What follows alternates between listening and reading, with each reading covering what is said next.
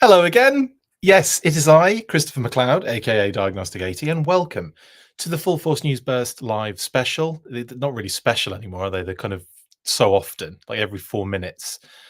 Welcome to the News Burst live every 4 minutes. It is a bit of addendum time. Yeah, we just did a reaction, or I just did a reaction to the amazing, amazing stuff from today's G.I. Joe panel, brand event, live stream, whatever you want to call it.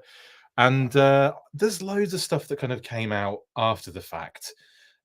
We've had, oh, that's cool. Sorry, someone just sent me the NECA Turtles announcement.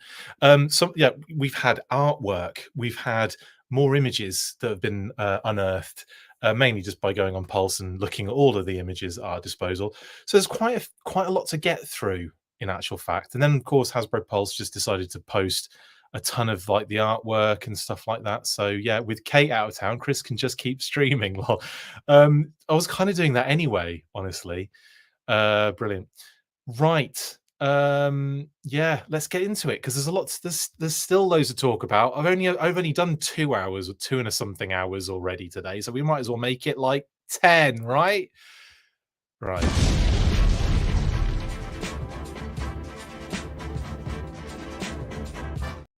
Does he ever stop streaming? Says Scott. No. Chris, live 24/7 McLeod. Yes, Paul. Right then. Let's get stuck into this. So I've kind of broken it down into like sort of order, but basically we're going to get into like um some of the packaging kind of images, some of the reverse of the packaging. I don't have to say Kitty said every time now, do I? But yeah, the reverse of the packaging, and like see if we can find any bits and pieces in there. I haven't really noticed a massive amount of homage or like cheeky background characters and stuff like that, but we'll dig some stuff out, won't we? I'm sure we'll find something. Anyway, we'll start with the HMS, Her Majesty's system, Her Majesty's heat-seeking missile system, and the Technoviper. Now, not a lot. They've kind of done the same thing that they've done with the fire team and with the his tank, and they followed that really cool um, like blueprints but red prints sort of vibe, which is really nice and really cool. And the artwork from Oliver Barrett on the front of the box is sensational. So yeah, Oliver Barrett did that huge freeze of the his tank that went around the box and everything, which is right there. I can see it right. It's that on the top of my shelf. You can't see it, but I can. And obviously he's continued that theme with the fire team and of course with this. So you've got that kind of all of these go together. So there's a nice little collection of packaging and boxes as well with these particular items. Yeah, kind of disappointed that Doc doesn't have the medical gloves as advertised in their post, but overall I'm hype. Onic Blood 666 says, yeah, the thing with the Doc thing, I mean, I'm almost 1 trillion% certain it was costed out and they just didn't change the copy. That's what I think has probably happened with that one. So yeah, it's just one of those things like that we wouldn't have known about it if they'd have changed the copy. No one would have known about it. No one would have been disappointed. Unfortunately, that was posted, and I don't know, probably just completely missed. No one probably noticed it either with the blurb. It's not the first time it's happened, not the last time it'll happen. There's always that kind of disconnect sometimes when you're dealing with when you've got companies that deal with your social media presence, who aren't necessarily on the actual team in house. These things can happen. Wires can get crossed, information can get missed, and that's probably what happened there. Anyway, SMS or HMS. There's a lot of stuff. I mean, we'll look at the product photos because they're incredible. But first off, here's a nice little kind of close up of that artwork from Oliver Barrett. And this is kind of like a series of images that Hasbro Pulse posted not too long ago, actually. Shout out to, is it Tyrone that told me about this? Tyrone or Tyler told me about this. I can't remember who it was. Let me just have a quick check because I want to make sure I'm, attributing this to the correct human being. Yeah, can't remember. Can't see who it was that sent me that message. Was it Instagram? Was it Twitter? There's so many different platforms. it's almost impossible to know. Just let me know in the comments who it was. Anyway, told me that they just posted them. I looked on online. I'm like, I was just about to eat, so I had to post all those again. So that's great. But I did have some burgers and fries, so I feel great. I'm good. I'm pumped. I've eaten. I'm away. Phoebe's good. She's had her food. She's almost asleep again underneath this desk, and we're at it again. So there's your Oliver Barrett artwork. Very, very awesome. And yeah, really like that. Doesn't really give you an idea just how large the HMS is. That thing is that Technoviper looks like a Godzilla next to that thing.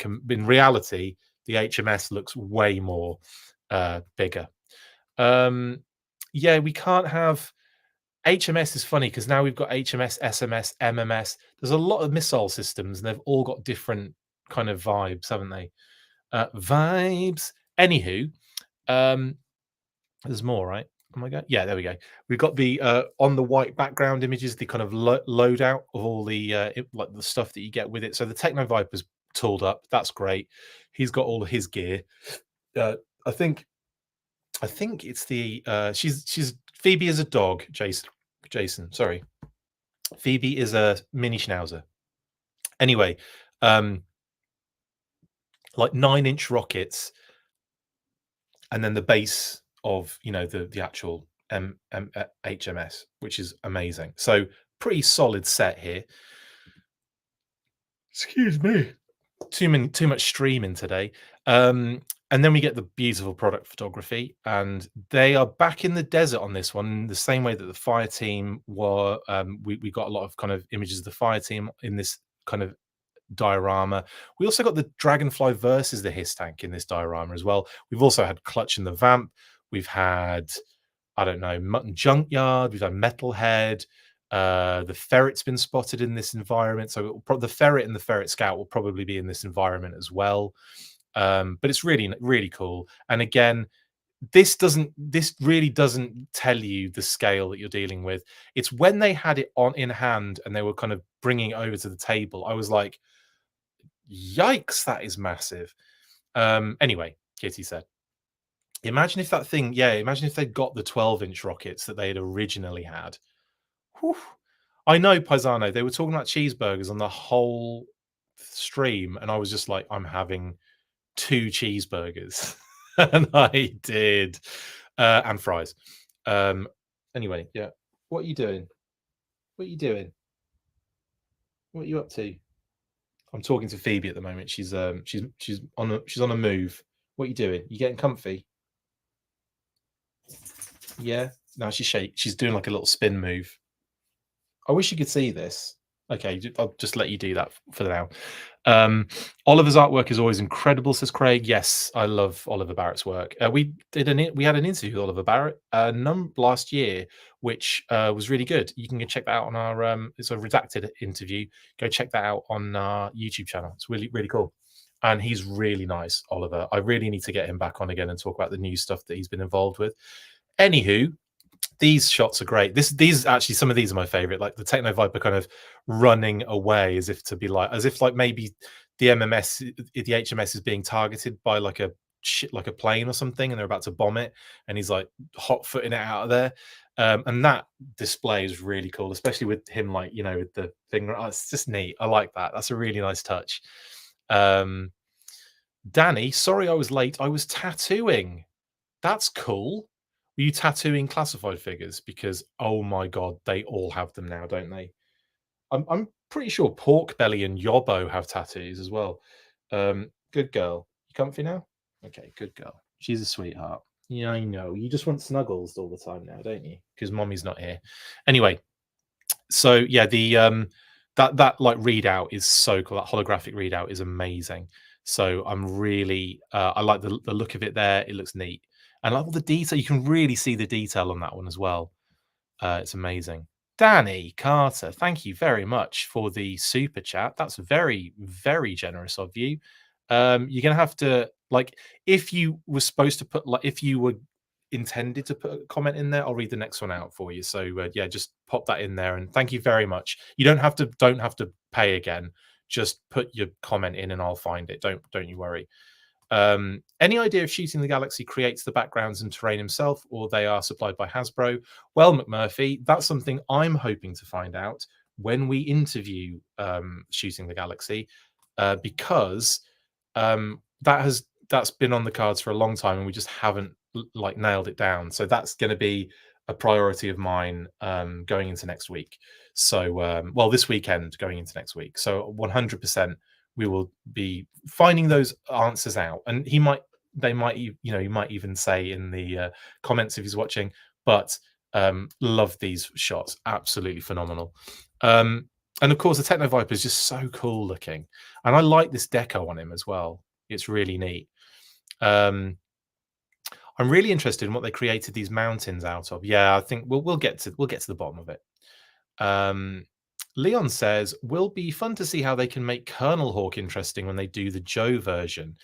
Actually, that's a really good point. I don't know. I wonder if they probably wouldn't even do him. I mean, you'd think getting that OG-13 would be, like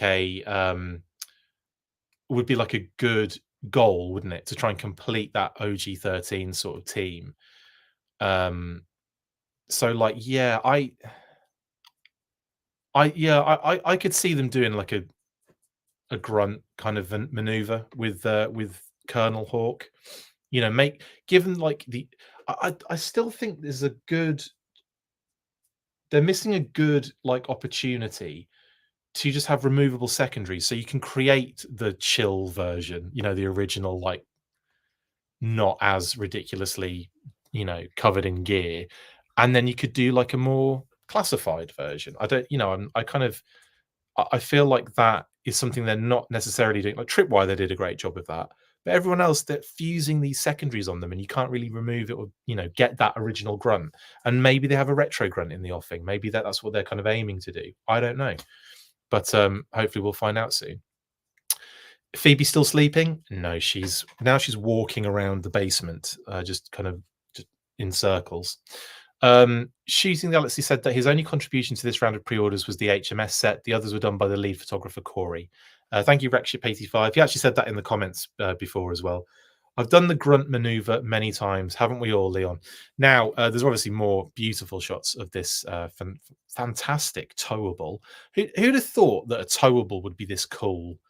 I know, like, you might say, well, the original ones are, but I don't know. It's just they're like extra add-on things, aren't they? It's almost like it is a bit of world building in a sense.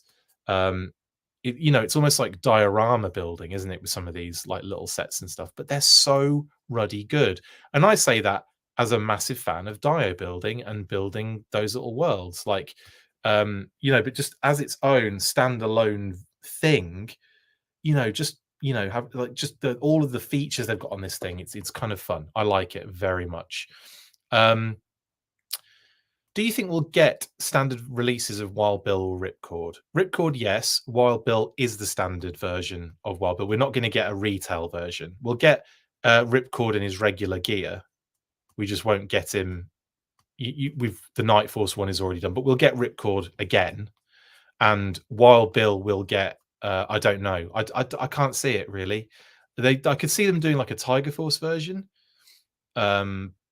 But I'm not sure if I don't know. Maybe they do a retro card version and give him like a, like almost like a 25th anniversary single card sort of situation. Yes, Mrs.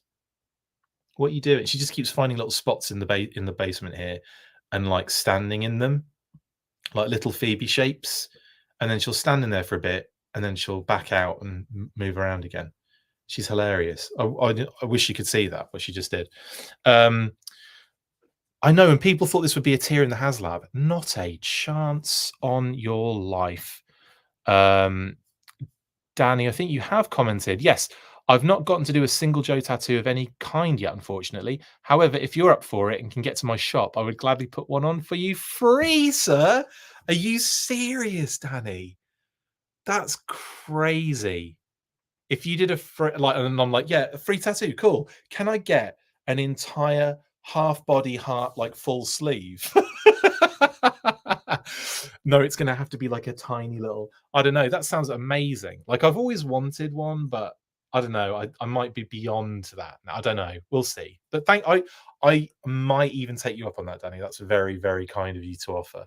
Yeah, you can't look anything free and like a gift horse in the mouth. You can't look a gift horse in the mouth. I hate that saying. It's so weird. But thank you, Danny. That's very kind of you to offer. In fact, you're paying me. If you're giving me super chats, you're literally paying me to put a tattoo on me, which is crazy. What are you doing, Phoebe? What I unbelievable. Now she's in like a pile of my hats. I've got a pile of hats over there, and she's just kind of like messing around in them. Yeah, this isn't going to work, is it? Anyway, if you're serious, we can work out the details, Danny. That's crazy, man. I don't know. We'll message me, and we'll talk about it. But that's very kind of you. Thank you very much. Yeah, cool. So continuing on, look at these cracking shots as well of the Technoviper working on the HMS, and he's got his holographic readout up. As I kind of get the feeling here that he is getting absolutely caned by like gunfire and explosions, and he's just like hiding there. There's even a bit of tank tread hanging over the edge of that bit of his tank maybe or something, and he's just got like, what's the time? What's the temperature in Bosnia right now? It's like he's got his phone up. Just what's anything cool on TikTok? That's what he's doing at the moment. Amazing stuff. Amazing stuff. Yeah, he's changing the tire on that one, isn't he? Basically, because he's that's as far as his specialties go. Get the tat done while Kate's out of town. Yeah, of course. He's checking the sports scores. He's seeing if Man United won against Notts Forest, which they did in the last minute, but they're probably not going to win the next one. Yeah, brilliant stuff. And then, of course, we get the Tripwire, Roadblock, and McLoud stuff as well. So this, again, posted by Hasbro Pulse earlier. This is kind of like a close-up of the box render. I have no idea what she's getting herself into right now. And of course, you know, we'll see the box art as well, but this is almost like a little bit kind of trimmed at these sides. So it kind of really kind of cuts a lot of stuff out. What are you doing, sweetheart? Don't do that. Come over here. Come here. Stop messing around over there. This is my bad parenting, isn't it? Like, what are you doing? Why are you standing on that box? That makes no sense. She's making 0 sense right now. There we go. Come here. Come here. Come to daddy. No? Just okay, going for another lap. Fair enough. Anyway, she does need her own channel. She's kind of got her own channel when she just barks in the background. What's the design on the ground? That's a great shout. I don't know, actually. Oh, do you know, I can't believe I've looked at that thing about 500 times. That's the first time I've actually noticed that. Thank you for pointing that out, actually. That is a really good point out. But I have not the foggiest. It's just the Tiger Force logo. I'm about to put the Tiger Force logo on something. It looks like a sports logo, doesn't it? It's really weird. It's Python Patrol. Oh, okay. It's a Python Patrol logo. So I've just realized I've got it the wrong way around. Yeah, it's kind of the right way up. So it's a Python Patrol logo. Oh, Sith Viper's already said it. And they must have removed it from like this kind of like outpost or something, or they've found like a Python Patrol like outpost or something. And yeah, that's probably what it is. That's really cool. So it's like a flag, basically, like a Python Patrol flag. Why would you put a flag up? Why would you advertise that you're there? But that's what it is, Leon. Tiger Force beach towel there for sunbathing after the battle. Amazing. It is, yeah, it's Python. It's crazy. It's a banner or a flag or something that it's really cool that they may as well write the word secret base. I know, like it's that level, but I love it. That's great. And I can't believe I have stared at that image like while I was making burgers. I was looking at this one in particular for reasons, and I missed that every single time. Cobra is like 60% branding, like 160% branding. And then we have the artwork. I think this is Scott Johnson. This has got his kind of like telltale signs. There's that kind of very smooth, very clean kind of lines. So yeah, really nice stuff. And he's got the kind of he's got the kind of face paint on Roadblock, kind of going across the eyes and across there. But I feel like it's a little bit more over the top of the head, isn't it? I might be wrong. I'll have to look at the figure again. But yeah, he's got like Tripwire there and Roadblock. Lovely stuff. Again, Scott does some really nice work, and yeah, he's got his style, hasn't he? That kind of very, and it's very recognizable. Like you look at Oliver Barrett's artwork, you can tell it from a mile off. You look at Scott Johnson's, you can tell it a mile off. You know, this every artist has that like, you know, telltale style and sign, and yeah, you can definitely tell Scott's work. Brilliant stuff. 126 for anyone that's in fact, there's an image going around with all the numbers on all of the figures as well. So we'll probably share that at some point. I just, you know, there's so much happens, and you kind of get to the point where I'm like, I can't be bothered, even if it's important. Like today, like there was so many reveals and stuff that we were trying to kind of keep up with. I was driving at one point, and I'm like, this is nuts. Like every time I'm there waiting for it, nothing's happening. As soon as I have to go and do something for 10 minutes or something, it's just done. They sold out fast on Pulse. Well, they will, Crimson Invader, because they only get a very small amount of Target exclusives, Walmart exclusives, exclusives. They don't have like normal amounts. So they usually, what happens is people will go to Pulse as a default. They will try and buy it on there first.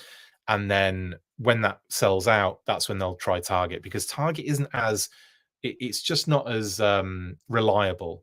You know, Walmart isn't very reliable. I always try, if I can, to pre-order from Pulse, even if it comes a bit later. Kitty said, even if it's like last in the pecking order, which is often the case with Pulse. It's like, it's almost like secure. You know, you know that you're probably going to get it. There are some times when that doesn't really always mean that, but for the most part it does. So they sell out quick on Pulse every time. And yes, Pulse won't cancel your pre-order a week before they ship. Exactly. Stop having a life outside Joe, Chris. No, yeah, okay. I thought I thought like streaming every 30 seconds was not having a life outside of G.I. Joe. Oh, is that what's wrong, honey? I've got a little pad down here, and I think she's going to do a little jobby. I wish you could see this now, guys, because now we are going to be in the presence, good girl, of a little pork belly. Yep. Phoebe is doing a little poopy whoopy right near us. Isn't that hilarious? Good girl. Good girl. I mean, is that what it was? Is that what you were pacing around the entire basement? Don't worry, I have a pad down. So she's done it on that. She's very good at that. This is Poo Patrol live on the Full Force, 100%. I'm going to have to deal with it afterwards, though, sweetheart. So yeah, that's it. Just come over here and we'll deal with that later. It's okay. Don't sniff your own. Come on. There's a good girl. I'm embarrassing her in front of all of the people. Yeah, if this was smell-o-vision, it would be poop. Right. Amazing stuff. And we'll move on, shall we, to the promo images for Roadblock and Tripwire, which obviously I didn't get a chance to really delve into because I didn't have them on the last episode. We just had the ones that were shown on Pulse itself. So yeah. Come here, you. Come away from there. Come over here. Wait, come here. Good girl. She just does this constantly now. She'll pace and pace and pace until I get rid of it. But I can't at the moment, can I? Because I'm doing this.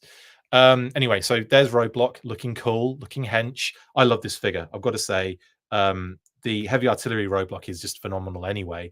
But the Tiger Force deco, absolute chef's kiss. Absolute chef's chef's kiss. Amazing.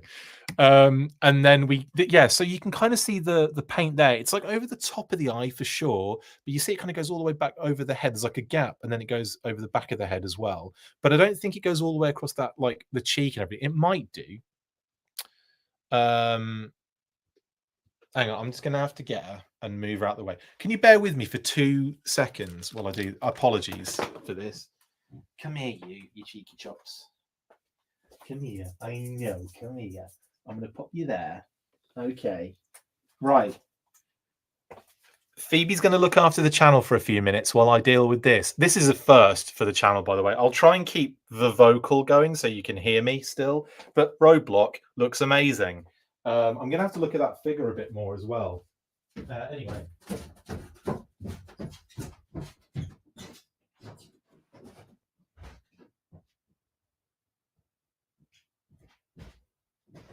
I am pretty sure this is a first for the channel. I don't think there's ever been a poop on live full force broadcasts before. Certainly not one that I've had to deal with whilst being on. This is amazing.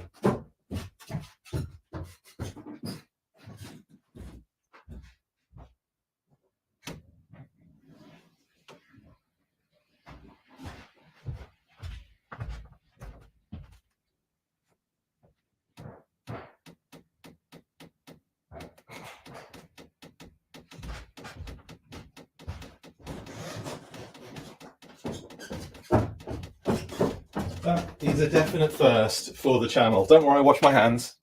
I'm back, guys. Did everyone leave? Good girl, you get a treat for being a good girl. Right. I'm back. Okay. Seriously, has that ever happened? Not on this show, but on any show. This is the stuff you do not get with other YouTube channels. Is Phoebe, good girl. Are you enjoying that? Good girl. Pooping off camera onto a pad, though, which is very good of her. And then Daddy having to clean it up. Brilliant. Anyway, whew, had to run up the stairs and do that. Anyway, yeah, we're back. Isn't that amazing? Come here, Phoebes. It's she's not a cat. She's a dog. Come here, darling. I know. You ready? You're gonna get on camera for a bit. People are like, he's making her up. No, I'm not. Look, here she is, the gorgeous girl. There you are. I know. I know. Oh, thank you very much for my kisses. Do you want to say hello to all the people on the telly? Look, everyone's watching you at the moment. Look, being a good girl. I know, with your little sweater on. You show everyone your little sweater. She's got a little jumper on. Isn't it sweet? There you are, honey. Can you see everyone? Yeah? Is that Roadblock? Can you see Roadblock on telly? I know. I know. Are you going to be a good girl and go to sleep under the desk now? You're probably about 5 stone lighter, aren't you? Yes, you are. Yeah. I know. Let's get you back on your little bed. There you go, guys. That's Phoebe. It's not a cold slither jumper, no. She's just got it's just a little fleecy sweater for the keep her warm. It is freezing out here. Not in this basement, but out here on the East Coast. It's crazy. And it was like really warm the other day, and then all of a sudden it's bloody freezing again. Bloody freezing. Anyway, Roadblock, amazing. We'll move on, shall we, to the next image of him just taking out the jungle. This is reminiscent of the scene in Predator when they're all just like ripping into the bush, aren't they? As Kitty said, just literally just changing magazines and starting again and just and what's his name? Is it Mac? Yeah, it's Mac, isn't it? He's picked up the minigun. He's oh my god, that is a crazy scene. That absolutely insane. And he's just like, and he's got this finger on the trigger still, and the barrel's spinning, and it's oh man, that is what a cracking movie that is. Do you like the fact that so you know how Spirit and Freedom became when there's a deco change on the when there's a deco change on the bird, it becomes a different character. McLoud just stays McLoud. He's just got a tiger slapped on the side of him. What else? My dog suddenly got very interested in the live stream. Roadblock brings the tiger balm to Cobra. Yeah, big time. Oh, it does. Yeah, it does go across his eyes, actually, over his whole face. For some reason, I thought it kind of stopped just where the eye was. I thought it kind of carried on over the top, but no, it does go all the way across the face. So, so it is actually an accurate representation on Scott's artwork. So that's fine. Junkyard Dog ain't got nothing on Phoebe. That's true, McMurphy. McLoud needs another animal companion. No, I've got plenty. I've got this. She's all the animal companion I need. Thank you, Danny. Speak to you later. See you later, bud. Yeah, message me about that. That's very kind of you. I appreciate it. Thank you. She should have a junkyard jumper. Yeah, totally. It was 90 on Monday and 40 on Wednesday. It'll be 80 for the weekend. I know, it's all over the place, isn't it? Love how his backpack has chef written on it. Nice touch. Yes, it does. Right there. There you can see it. Absolutely. That is really cool on the backpack. Which Joe came with Wildcat? Spearhead and Max. Yeah, it was Spearhead and his cat Max. We had a really fun conversation about that when we were talking about the Night Force yesterday and the reveal that Walmart are doing a Collecticon very soon. And we were joking around about, like, oh, what would you call Max now that he's got a different deco, a la Freedom and Niol? And the options in the comments were amazing. But the best one, I think, was Jamie Lynn Parks. He said Sam would be a really good name for the opposite, you know, the other for Max, basically. So it would be like Spearhead and Sam and Spearhead and Max. Genius. So yeah, Spearhead and Max is the one with the Bobcat. And yeah, I can't. That's got to happen. That has to happen in the classified series before, you know, before we hit 2028. Like, I really want to see that animal companion done, because a Bobcat would be a phenomenal addition to the line, and Spearhead, I guess, as well, with his gigantic rifle and like bayonet attachment on it. Anyway, yeah, Roadblock looking nice, and then Tripwire starts sneaking into shots here. Look, I haven't actually seen anything in the background of these yet. Like, you know how on some of the artwork. And now that I feel like I missed that Python Patrol flag, I'm sure there are things I've missed on these shots. Have you guys seen anything on any of these? Because I genuinely haven't really seen much. Let's see how we get. Will Mardus fit onto his backpack like the vintage? Yes. Yes, Jason, as I go to the next image. I love how he's kind of sitting there with it as well, like, just, you know, again, just absolutely taking out trees probably. But yeah, that one with it connected to the backpack is really cool, and he's got the bullet belt as well around his chest, which is cool. A bit like rock and roll style. I like it. And then you can see the bipod also connecting to the backpack as well. That's really neat. Yeah, they've gone to town with Roadblock's accessories now. Like, that is obviously that we saw the Mardus in the Action Soldier set, and we were all kind of going, yeah, of course it's going to happen, and it did. Lo and behold, and there's Tripwire sneaking in now. Again, just phenomenal deco on this one. I love these images so much. Still, I'm looking hard in the background, and I can't seem to see anything. There was like I remember it was. Bazooka in when his regular deco was revealed, they did some shots for Bazooka, and in the background there was a Python Patrol Crimson Guard, but it was like real, like, sliver of a you know, an image of it. So yeah, I'm sorry, it's not a bipod, you're right, sorry, it's a tripod. That was, yeah, that was me, because I said bipod recently about low light, so I was saying, yeah, that's my fault. Sorry, yeah, you're right, it's a tripod. Not seen anything. I think they took Easter eggs out, so we stare at the images like Muppets. Didn't notice any Easter eggs on this box. That's a tripod. Yeah, I've done that one. Do you think we would get the Manta Ray band Barracuda pets with the Hydro Viper and Undertow? The Manta Ray and Barracuda pets. Yeah, if we got those figures, I would 100% expect them to come with animal companions. In fact, I did a Let's Talk. Well, I didn't do a Let's Talk Hydro Viper.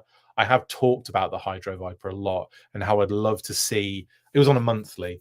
How I'd love to see it in that classified series. I think it was Animal Companions one, and I would do the manta ray like a real big one, like a giant. But it's a devil ray technically that is with the Hydro Viper, and I would definitely do like a big old one, so it was like more substantial and it made sense with a figure pet sort of pack.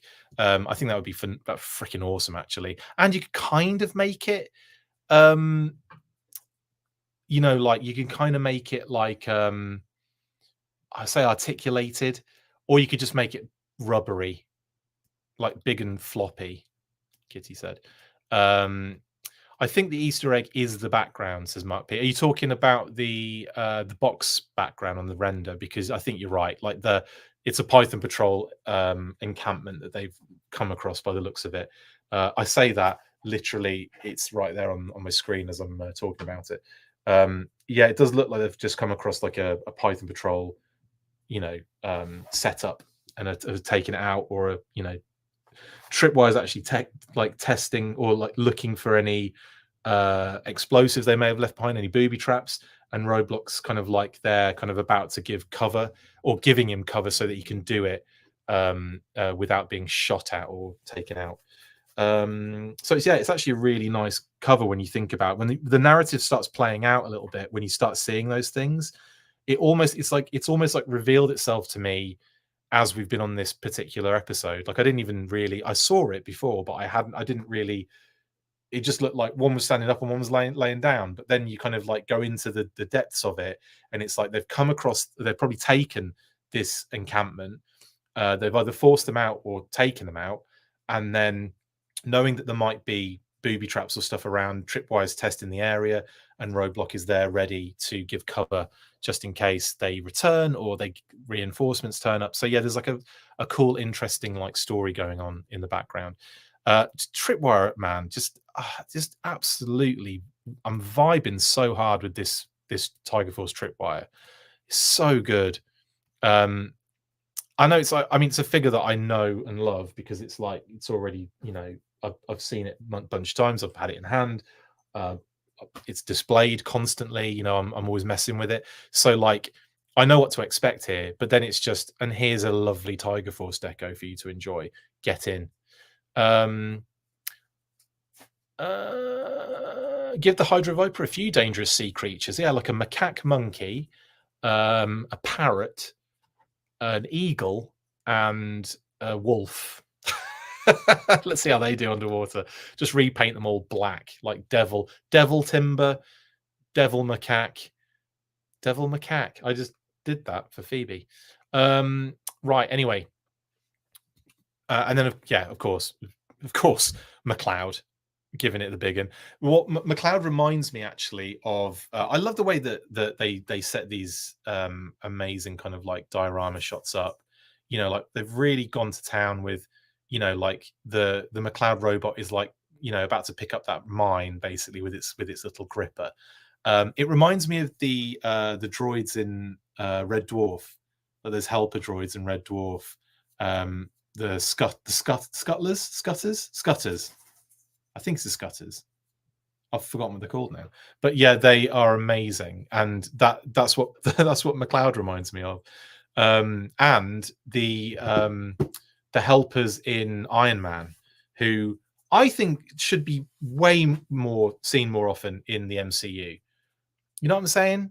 Like, yeah, it's a definite Robot Wars vehicle. Scutters, yeah. It definitely has that Robot Wars vibe. Like, yeah, like it's going to have like a buzz saw in it or something. Yeah. Yeah. Anyway, brilliant. Awesome stuff. And the little tiger vehicle deco on the side. That's just exquisite. That's next level. Brilliant stuff. Yeah. So Iron Man, why? I think they're like the unsung heroes in Iron Man. Those little helper arms things. They even save his life, for goodness sake. So like, I just think they should be in it far more than they actually are. It's like they got to a certain movie, like whatever it was, Avengers 36 or whatever it was, and they just stopped using them. That mine looks like a turtle, says Leon. It does a little bit. It does. But pick up a little turtle. McLoud is picking up after Phoebe. Yes, Ryan, that's genius. She's dropped a little mine. She's dropped a little mine, so I've got to go over there and diffuse it. I tell you what, though, it's done wonders for the smell that was in this room for a few moments. That was one of the reasons I had to go and throw it away. Like, I was not going to sit here sniffing that for the rest of the day.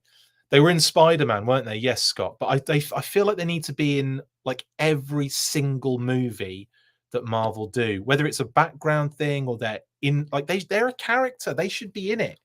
They're genius. They're brilliant, and they're really fun and cute. And that needs to be more often, definitely. Anyway, here's I think the last shot of the two of them on that cool little jungle background, which is pretty dope. And oh, the Iron Man robots were taken out in the blip. Don't you dare. They were not. They were fine. So that's that. Let's get on to Night Creepers. Nachtkreepen. Now this is pretty cool. So we got like, so for this one, it's the Statue of Liberty. It's the torch at the Statue of Liberty, which is a really cool little location, isn't it, for a fight, for a bunch of ninjas to be fighting on. And obviously movie connotations here. Movie intro connotations here probably is the main homage. You've got another Night Creeper climbing up the side as well to kind of join the fight here with this Night Creeper. Yeah, fun. I like it. I'm into it, and I wonder if they have done this because of the fact that it's coming with the Jinx figure in the same wave, and the Jinx figure's got that kind of hint towards the film as well. So maybe they were thinking, oh, let's do like a little couple of nods to the movie. I don't know, maybe. And it's a pretty cool little premise with the Night Creepers creeping up on there. I mean, they weren't obviously in the film. They were more they were Deke and a, like, you know, era. They were after the Sunbow and film. So, but you know, so it's not like a direct. But then again, you know, we've had Shockwave on the beach. If Shockwave can beach, then swamp something. I can't remember the term, but Ed said it beautifully. In fact, I do have it on my desktop. If Shockwave can swat on a beach, Muskrat can swamp in the dark was the brilliant out of context for right now comment that he made the other day. Brilliant. Creepers can creep. Exactly, Toy. I said Toy like that was your name. Toy Bounty Hunter. Yeah. Watch out, Wolverine is up there, says Crimson. Yeah. Watch out. Wolverine's doing that weird, that almost like physics defying use of when, you know, when he gets like knocked like away from the Statue of Liberty and he pulls his claws out and he kind of digs them into like one of the spikes on the head of the Statue of Liberty and kind of like it catches and he spins him round. It's the weirdest scene in X-Men ever, isn't it? Like, it doesn't make sense. It doesn't make sense at all. You could use the X-Men Statue of Liberty playset as the backdrop. I kind of would love to make a few dios in these little cubby holes behind me that you can't see at the moment. And I like a little kind of like Statue of Liberty sort of like set kind of dio thing would be really fun with like a, you know, a ninja battle going on. That'd be great. Night Creeper. They did that on the blooming channel, which I thought was great. That's something that I do. I tend to make silly, you know, songs out of stupid things like that. And they did that. And I was like, brilliant. I'm in. You had me at Night Fever. Yes, Night Creeper. You think we will get a Night Creeper leader? Yeah, I do actually, Mark. I mean, they were jokingly hinting about it, but I think, you know, that is almost a certainty, isn't it? I think it would be. I think they'd do a Night Creeper leader, and they'd probably do a Jinx on him, where they would do a removable blindfold, possibly, or they could just go, you know, Crazy Town Banana Pants and just put like a full-on molded blindfold on him the whole time. I'm not sure, but either way, I think it would be cool. I think we need a Night Creeper, like semi-topless, sort of secondary over his nipples, and you know the orange and the. I mean, he's bonkers in terms of deco. And you've got two options with him. You've got the orange and black, and you've got the Lakers. So yeah, don't know which one I'd do. I think it was the Mandela effect. The Night Creepers fought at a water tower in the comics, not the Statue of Liberty. True, absolutely. I think, yeah, but like they don't necessarily, the characters don't necessarily always correlate with the themes of the backgrounds. They kind of like moves things around and they create their own, like, it's like a mix and match of all G.I. Joe lore, isn't it, really, a lot of the time? Which Night Creeper leader, figure, comic, or animation? Well, if it's the figure, then not much. You've already got one. If it's the if it's the comic, you've already got one because you can't tell them apart. They just have different names. If it's the figure and the comic version of the figure of Night Creeper leader, then yeah, that would be amazing. And if it's the animation, then it's this with just a different head. Maybe sometimes with a pharaoh helmet as well, mask thing.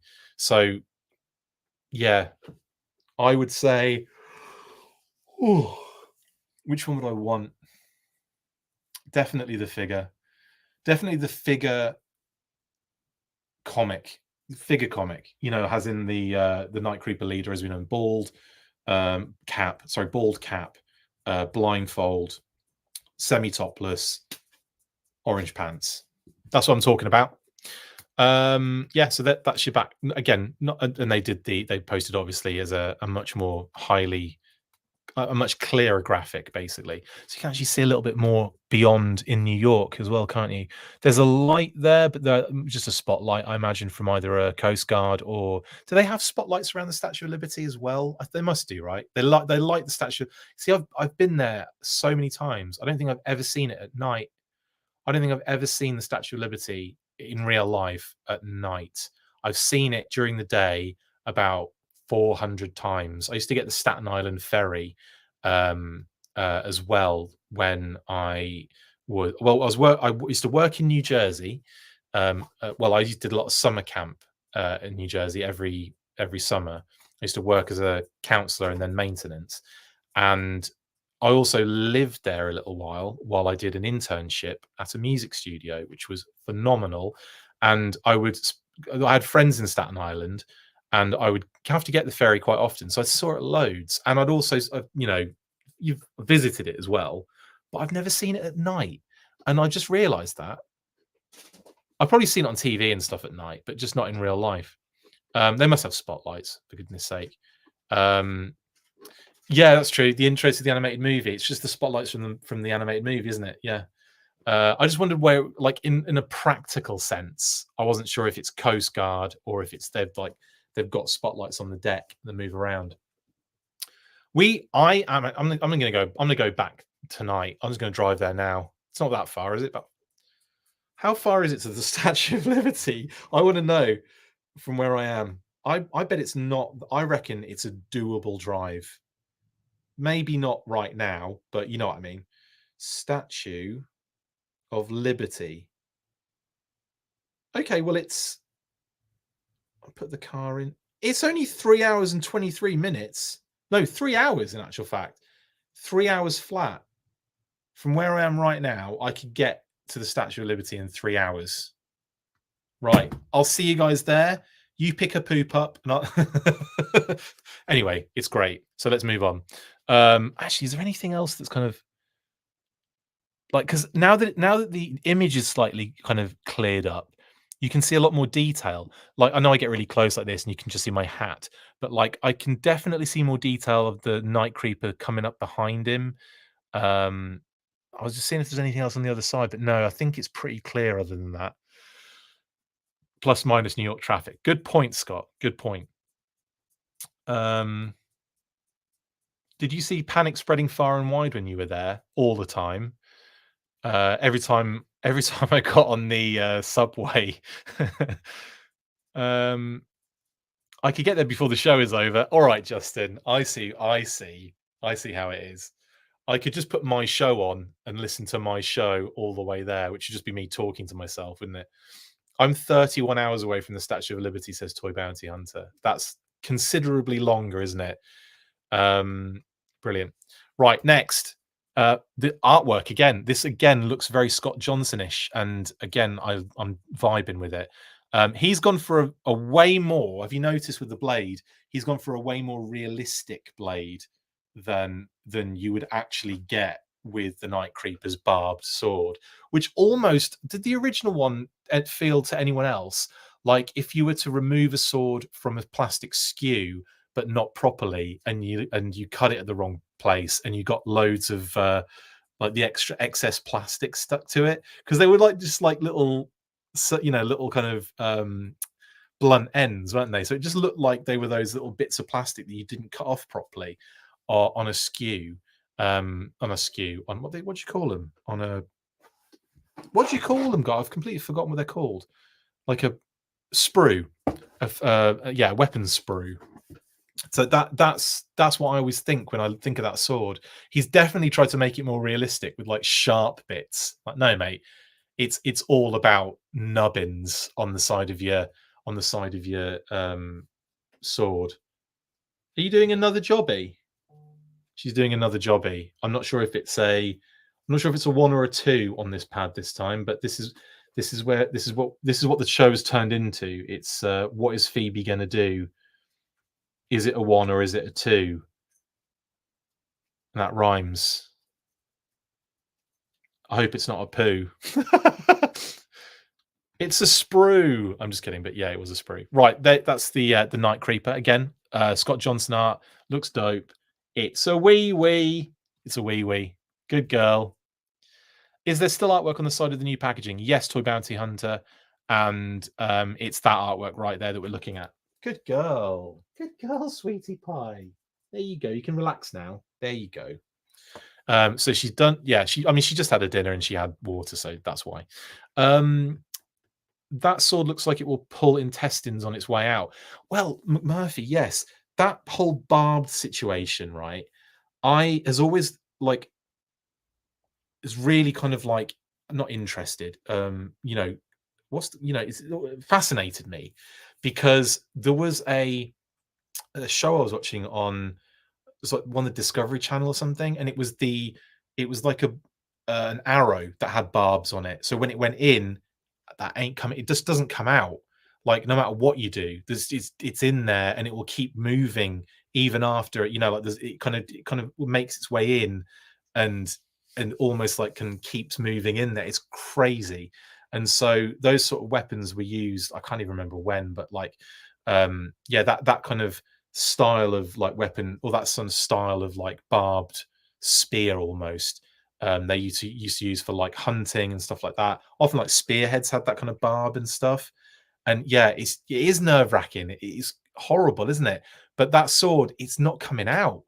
Like unless it's really, really sharp, like super sharp, that's going to be like, yeah, you just have to push it you have to push the handle all the way through you. Oh God.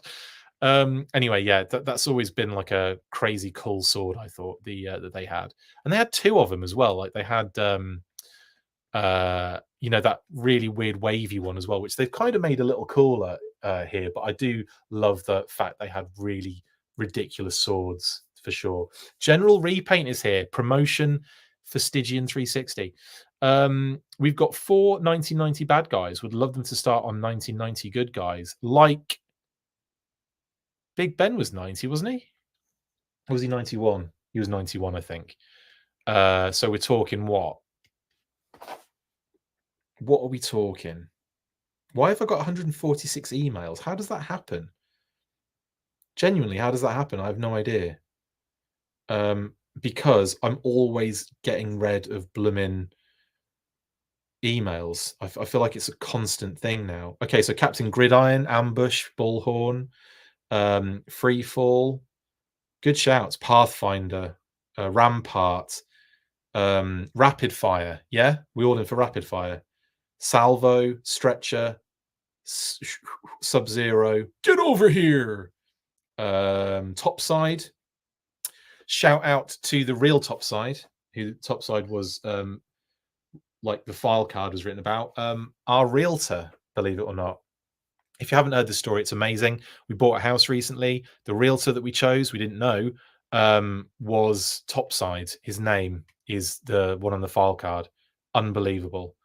I'm never going to get over that. And we were in this basement talking about where we're going to put the collection here, obviously behind me. And he said, "Oh, what do you collect?" And we were like, "G.I. Joe mainly, but like lots of cool stuff." And he was like, "I'm a G.I. Joe." And we went, "I'm sorry, what?" Yeah, he said, I'm a GI Joe. My friend of mine, Alex Russo, used to write for GI Joe. Used to write for Hasbro. I was a writer on the GI Joe brand, and he put me and a bunch of other friends in as file card names. And we're like, oh my goodness! And even the file card itself has funny little quips related to him. Go and watch our redacted Alex Russo interview. We talk about that quite often, quite a lot in there, and it's so awesome. So yeah, nuts stuff. Anywho, yeah, lots of cool stuff from 1990 there, definitely. And yeah, there are quite a few 1990 characters from Cobra in here, aren't there? Metalhead, of course, very recently. Nacht Creeper, Saw Viper's come in, so we know that's happening. Range Viper, obviously. Were there other ones? Have I missed one? Oh, we need the Rock Viper, don't we? We definitely need the Rock Viper. 1000% need the Rock Viper. What's the other character? Oh yeah, Range Viper, Saw Viper, Night Creeper, Metalhead. Yeah, awesome. No new info in Target Zebra PDA. Thank you, Airborne 4584. Appreciate that. The Rock as a Viper. Yeah, the Rock. Dwayne the Rock Viper Johnson. Laser Viper as well. Yeah, I'd love a Laser Viper. Got it. Yeah, totally. Oh, did I miss that? Must have missed that one out. Yeah, I must have skirted over the Laser Viper. Yeah, cool. The interview with Tiger Force Sky Striker, because Alex Russo made his name, put his name on Sky Striker. Yeah, brilliant. Yeah. Okay. Next. So this was another image that I didn't have in the last lot, so I added it to this.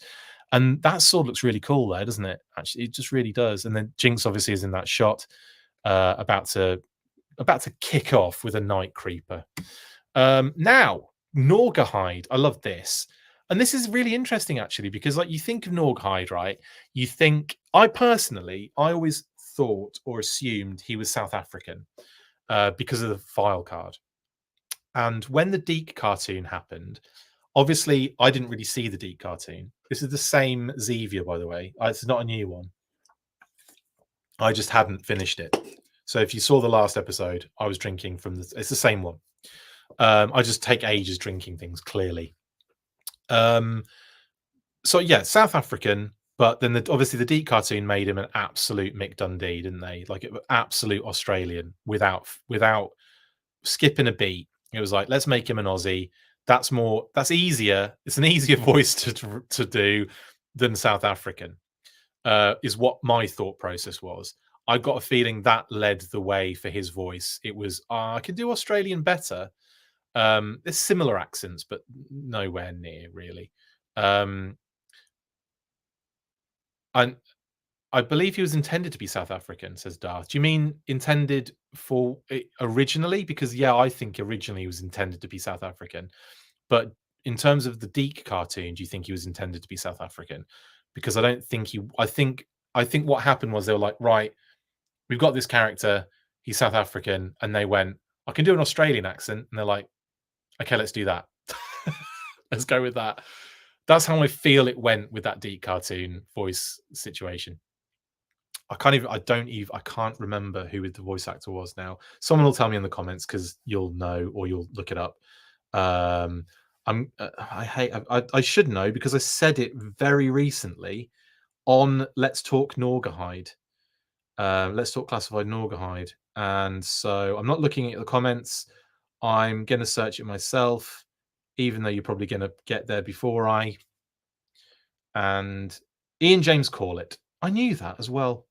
I bloody knew that. I literally said that in the episode and researched it and everything.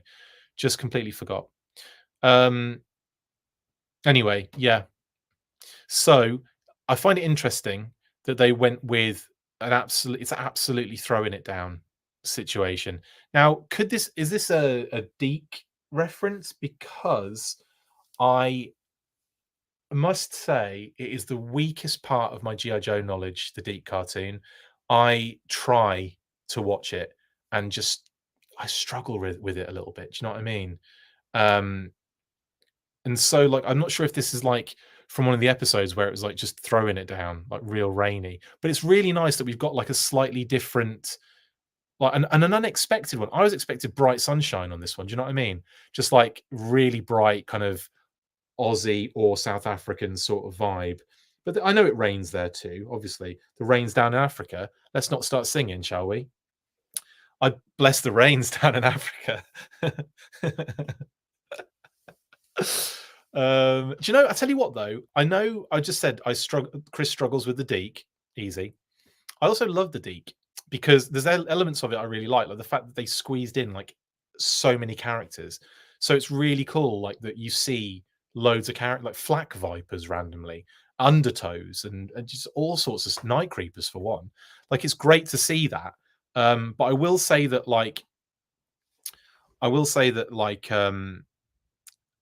I think I would be really excited if they did a comic a la Saturday Morning Adventures in the Deke style as well. If they did like Deke follow-ons and Deke kind of episodes, and I think that would be that would be where it would it would be able to live in like a really fun place, and it might like soften the blow for a lot of people that really hate it if it was done right and done well and kind of tongue in cheek, obviously, and a bit crazy.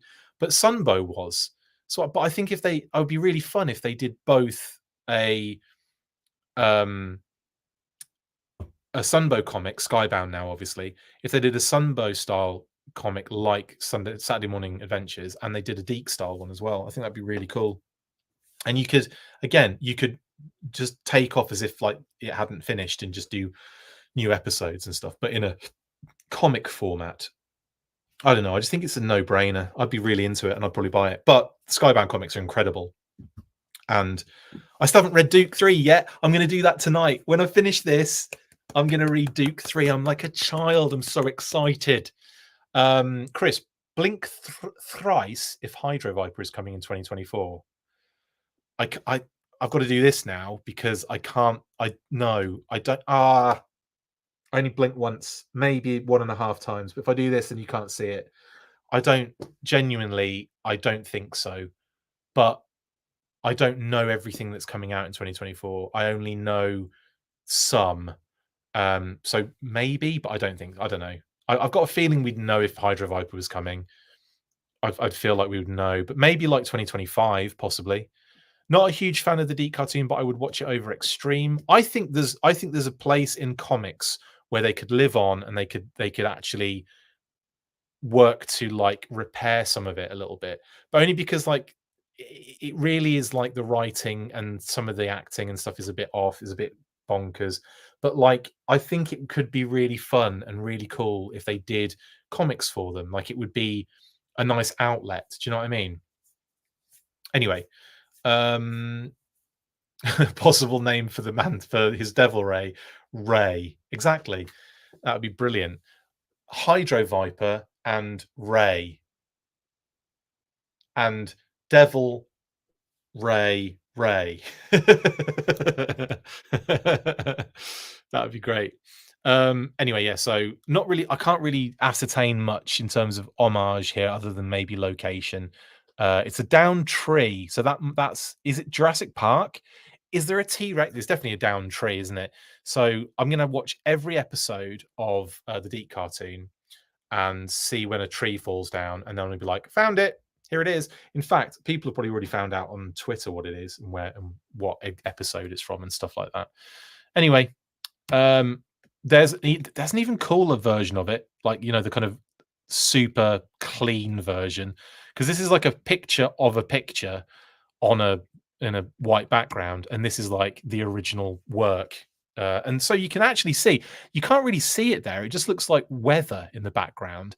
But here you see it much clearer. There are other trees about. Um, I'm gonna have to watch all the Deke. Jurassic Park crossover confirmed. Oh, could you imagine? We've had it before. We almost had it on a massive level. I'm gonna have to do an episode with Pat where we talk about the Jurassic Park GI Joe crossover. In fact, how much fun would it be to do a monthly episode where we discuss our favorite crossovers with GI Joe over the years? Because that would count, and I think Pat would probably choose it. I'm going to speak with him about that because that might be fun to do. Love how Yobbo perches on his shoulder. Yeah, or perches on anything. It looks like he's got like some skills. I like that. Dino Hunters confirmed. I like that, Jeremy. Good thinking. Down tree, deforestation, eco warriors confirmed. Everyone's confirming everything. Like I'm confirming everything here. This is ridiculous. Jurassic Deke, love it. We also got the beautiful artwork. This is gorgeous, isn't it? I love this art. Oh, I love this artwork. Porkbelly and Yobbo look phenomenal here. Porkbelly's got so much personality in that face, and Yobbo looks like demented, like kind of like that bite's gonna hurt. You know what I mean? And then Norahide looks great. That is phenomenal artwork. I don't know who did that. I don't know if it's not Scott, I don't think, and I don't think it's Oliver. It might be Oliver. No, I don't think it might be. No, I don't know. I'm gonna have to find out, but it's gorgeous. Absolutely stunning. Is Yobbo a repaint of that monkey from the Indiana Jones line? No. But it's definitely got that vibe, and the eye patch is just phenomenal. I love the fact that both of those animals have just got more personality in them than Falcon's head sculpt ever could wish to be. Anyway, brilliant stuff. And then we actually with Norahide, we get a ton of images that I didn't notice before, because there's a ton of them, a ton extra ones. Bear with me 2 seconds while I do some more of this annoying multitasking. Right. Someone has said, oh, right. Yes, that's a good point. So I didn't even think about this, but obviously that Anarchy tattoo, in my head, like I was like, that's cool. And then completely forgot that it's not the G.I. Joe with a logo with a cross through it, is it? That's what he used to have. I have watched the Dragonfire series. Is it in that? Is that what it's from? That down tree? Because I know, yeah, the weather does get a bit crazy at one point, doesn't it? When they start using that. Is that what it's from? I'm gonna have to. I have watched it. Like that's the only one I've watched of any note, because like I only get a little way in, and then I'm like, nah, not happening. Yeah,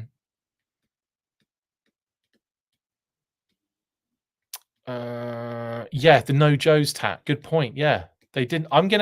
They didn't explain that. I'm gonna definitely.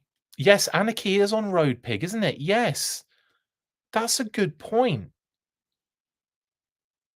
That is a good point.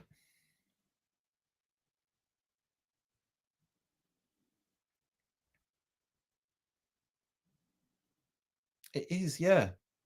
That was the thing my brain wasn't kind of fixating or working out, is the fact that tattoo is for Road Pig. Yeah, that's really interesting. No weekly tomorrow, Rachel. No, it's on Saturday. But Pat is joining me at 10 a.m. So I'll put the all points bulletin out for the weekly on Saturday at 10 a.m. And Pat will be joining for that one. So we're getting Pat back.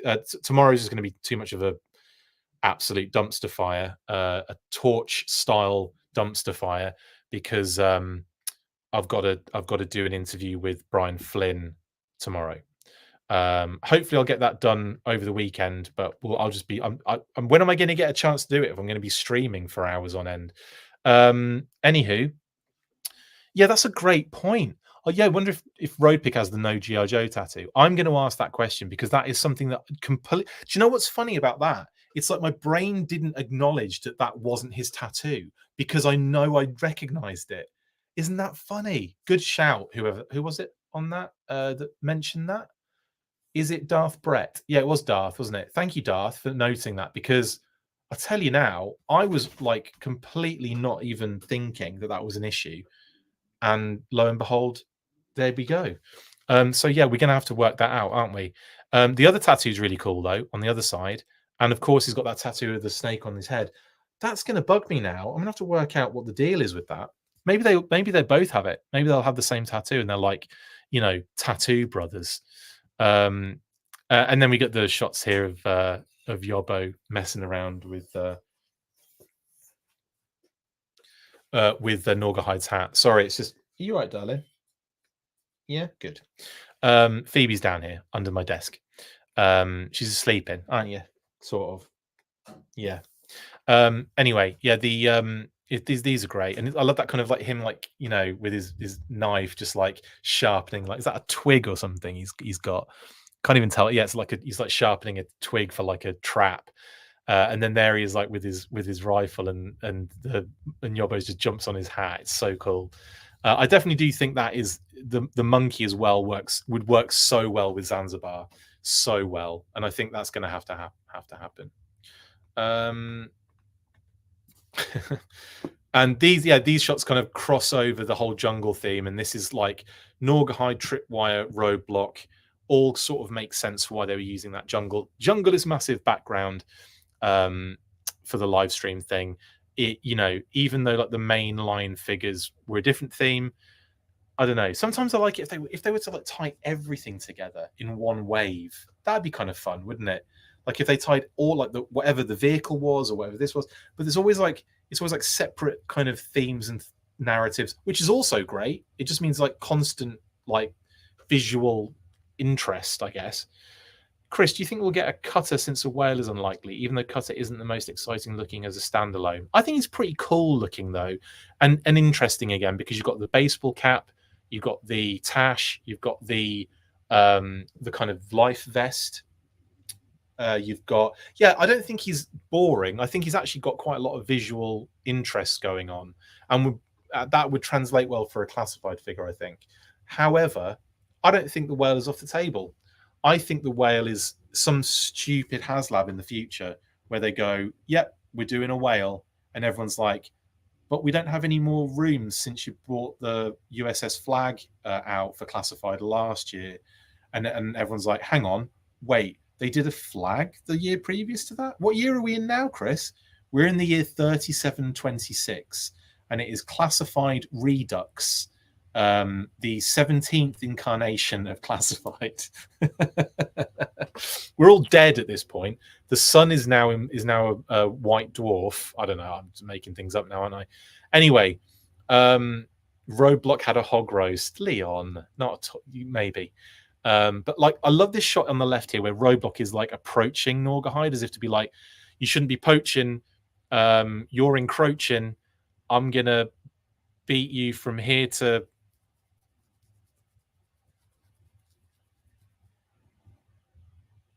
I can't think of anything that rhymes with that, but you know what I'm saying. He's got walking up to him with his pistol, and Norgahide's like sneakily pulling that knife out the back. This is so cool. It's a great shot. It's a great shot. That's gonna turn into a fight right there, basically. And then you've got Porkbelly running to his aid. Look, awesome. I love the nose ring, the broken, the tooth and everything. Really cool.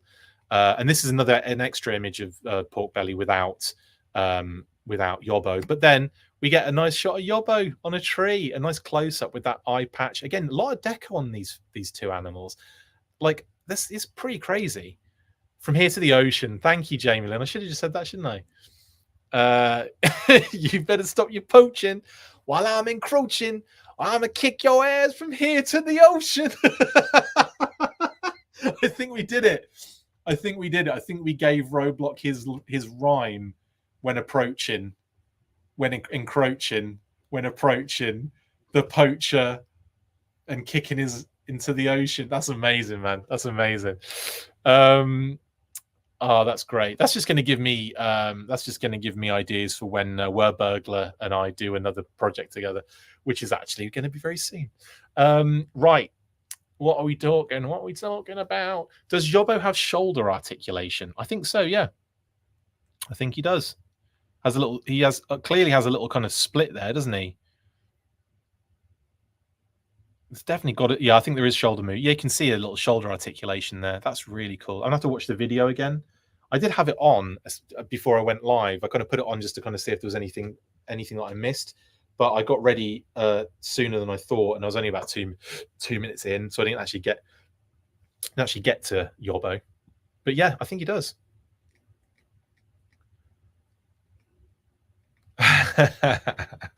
Amazing.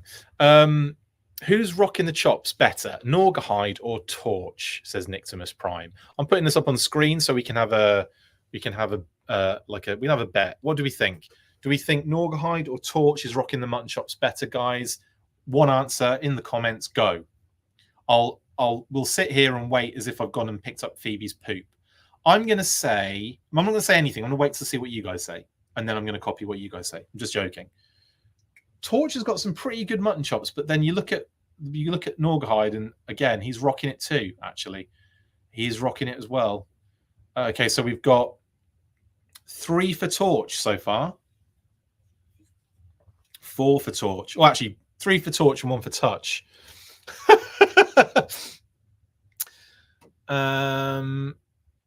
Tie, I like it.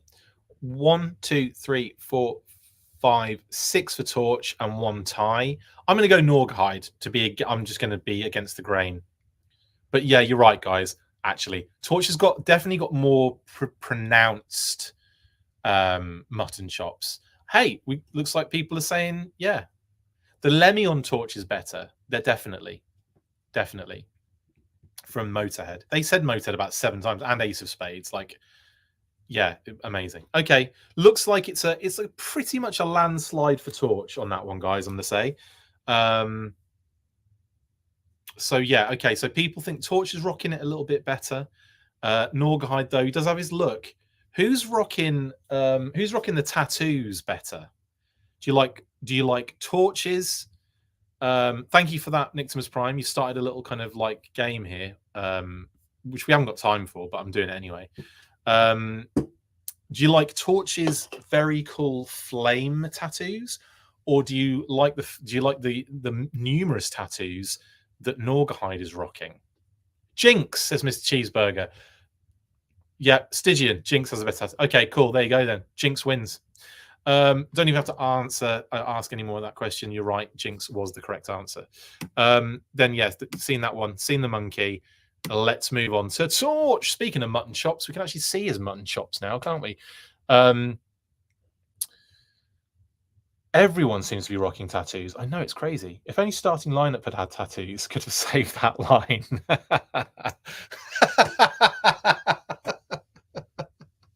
All it was tattoos, wasn't it? Or did they have to cut them out? I think you're right. I think they cut them out, didn't they? Yeah, that's hilarious. Chris, you should have Paul Harding on. Oh, totally. The sculptor, 100%. I have reached out to Paul, I think, and we did talk a little bit. I think if not, I might be misremembering. But yeah, you're 100%. Yeah, I'll try and get Paul on the show. Obviously, Shooting the Galaxy is the next priority after Brian Flynn and Hasbro. But like, actually, I'm gonna set up. I'm gonna see if I can set up with Shooting the Galaxy if that's possible. I'm gonna sort that out for next week, if he can do it or whenever he can do it, and then we'll do. Like, if I have to do 2 next week, then I have to do 2 next week. That's totally fine. But Paul Harding is definitely on the list. 100%, yes. I want to speak to Oliver Barrett again. I want to speak to Scott Johnson. I want to speak to friggin' everyone. I want BMAC. I want to interview with BMAC, and that was supposed to be set up in November, and that fell through. It's gonna happen, but I want to do it soon. Now I'm thinking, does it make sense if we wait until, maybe something else is revealed in the future? But we'll see on that one, because it might make sense to talk about that as well. Make that the focal point, the next reveal of the crossover collaboration thing. Torch's glasses are not removable. No, Paul. I need your clothes, your boots, and your motorcycle. Off topic, Sergeant Slaughter's episode on A&E will air this Sunday, March the 3rd. Thank you, Figure Six Pack. I did share that recently. Chris, what is your most desired unannounced figure? So if we're talking ones that we know are coming, like in the unofficial leaks thing, I would have to say, out of those unofficial leaks, I'm going to cheat a little bit and say Thresher, because of the Thunder Machine hint. The fact that there's a rumor the Thunder Machine might be happening. I think that the Thunder Machine and Thrasher would probably be up there quite high. If we're talking about characters that have not even been, not even a glint in the milkman's eye, as in just characters that they haven't done yet and haven't got name only reveals, nothing like that, then I would have to say Hydro Viper for Cobra, and I'd honestly, like, this is weird. You probably expect me to say Lightfoot, but I genuinely love. How did that go out of my head so quickly? Hit and Run. I think Hit and Run is one up there, and I think the Tiger Force version specifically, because it's ridiculous. It's if we've done Outback, we can do Hit and Run in Tiger Force, and I don't care what you say, guys. I want that. I want a blue shirt, Hit and Run, please and thank you. Larry Harmer. Larry is an interesting one. I'm not sure if he'd want to do an episode. I've met Larry numerous times. Really like him. Really get on with him. I don't know. I'll reach out and ask, but I think he's been. The thing with Larry is I feel like he's done so many, hasn't he? I don't know. I'm sure he would. I'm sure he wouldn't say no. I'll speak. I'll see what he says. I'll ask him and see what he says. He can only say get lost, can't he? I guess at the end of the day.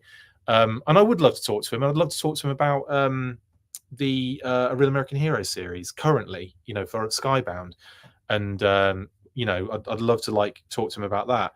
But maybe that's something I could do with Mark Seddon of Talking Joe, because I know he's interviewed Larry in the past, and Tim Finn from Talking Joe.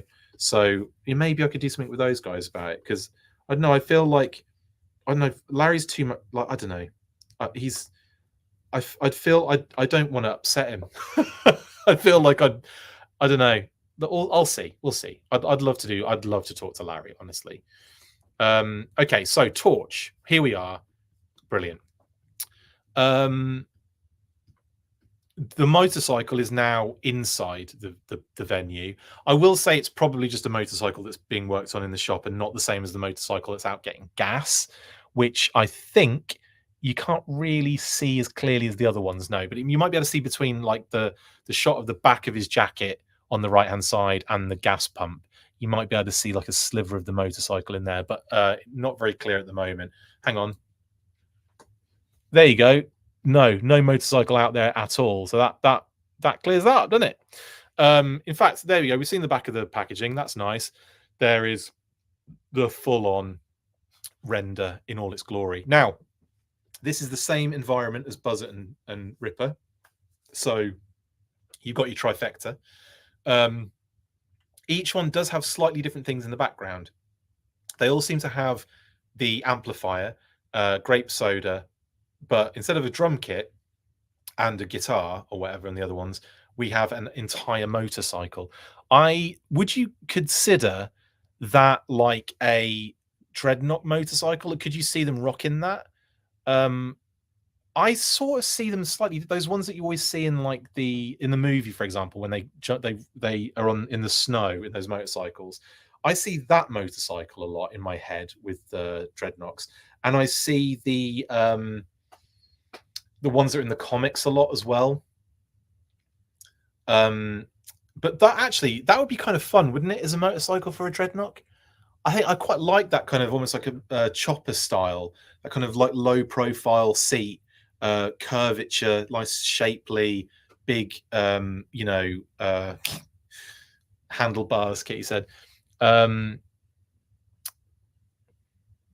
yeah, sorry, they are so proud of the studs. It got an inset shot. It's so true. It did, didn't it? So true. They talked about that as well. They were really surprised at how well that they did it. Oh, totally, Scott. The whole interview with Larry, keeping to current topics, don't ask old questions he's answered 100 times. Absolutely, absolutely. And I would go in there like that. I wouldn't go in there like, right, in issue 5. No, like, it would definitely be like, let's talk what you're doing currently, and let's get into that and get into the nitty gritty and all that. Yeah, 100%. I once spent, I once had to, when Larry came to roll out roll call one year in Southampton, for the UK GI Joe Transformers convention. Larry came, did a panel. He was amazing, but I was doing the tech support, and I was kind of really running his what do you call it, slideshow and everything. So I was basically his panel companion, as it were. And before he did his panel, he came in, we sat down, we had a nice chat, and we were talking about Bucky O'Hare, we were talking about all sorts of stuff.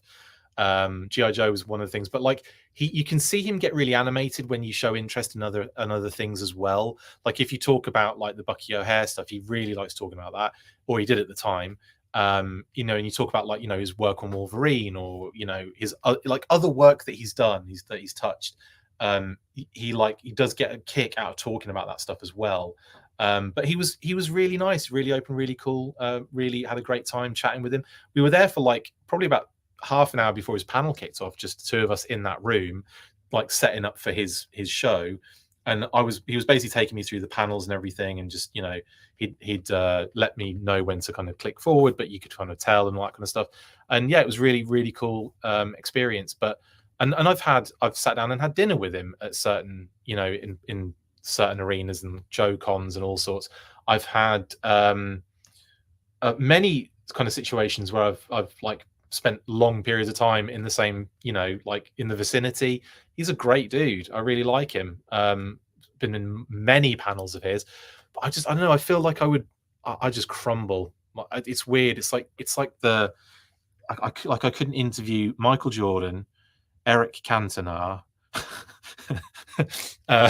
So many people I couldn't, I'd just be like, oh no, it's too much. Anyway, enough of that. There you go. There's Torch. Now he gets some beautiful artwork. Again, this is a Scott Johnson one. I'm almost certain of it. And this is an absolute banger. I love the skull. I love the flames coming out of the eyes. Just wicked. Just so cool. And yeah, I love the effect actually that the flame coming out of the flamethrower is having on the lighting on his body as well. That's really, really nice. And again, you can tell Scott's work. It's real clean and real smooth, and just it's really, really nice. So yeah, definitely. Anyway.